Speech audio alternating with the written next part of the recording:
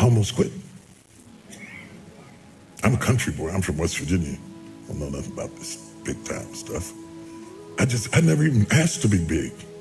I wanted to be effective, not famous. Famous is the consequences of being effective. I didn't know nothing about being famous and I didn't like it. And so there I was. And when you're first new, everybody attacks you first and figures you out later. And the first time I was in the Washington Post, the article was so vicious it made me nauseous. I was so shocked that you could say that stuff about somebody you didn't even know based on assumptions and a little bit of this and a little bit of that. They piece it all together and you don't get to say anything back. So I decided I don't want this. I was preaching for Pastor Bishop Donnie Mears, and nobody knew it because preachers can override their feelings and function. I preached, the place was on fire, but inside I wanted to quit. I told God, I'm through with this. I'm not going through this. I don't need this. I don't need that. I'm a guy who likes to go get his own chicken wings. I don't have to have all of that stuff to be happy. So I thought, I'm not doing this no more. I'm not doing it. I'm not doing this. I'm not doing this because I don't need this and I didn't ask for this. I'm only doing this because of what happened in my life, or the circumstances that happened in my life. He put me on stage. I didn't ask for it.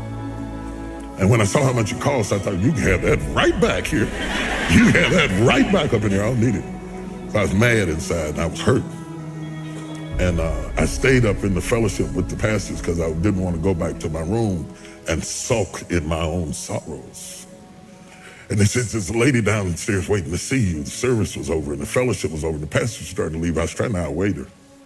I thought she'd give up and leave. And when I finally came down the steps, she was there. And she was just a willowy bit of a woman.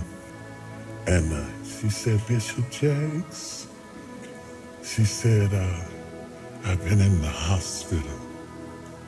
She said, I was pregnant in my fallopian tubes, and the baby died in my tubes, and I was carrying around a dead baby, and the toxicity from the baby almost killed me.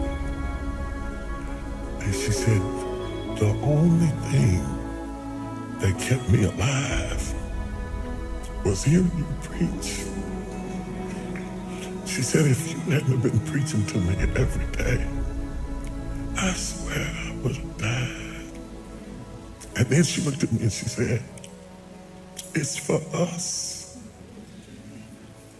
It's not for them. It's for us. It hit me so hard. I didn't even get her name. I got in the car and cried all the way back to my room because she reminded me why I was there. Last week when I text you, I was up in Baltimore in D.C. and I was doing a book signing. And this woman came up to the table to buy sword. She said, you don't remember me, do you? I said, no. She didn't even look like the same person. She's all dressed up and gained weight. She felt like she wanted to say, wow. She said, I met you in the bottom of Donnie Mears Church years ago, and I burst into tears. I lost it. I stopped the signing, and I jumped up and hugged her. If it were not for that woman,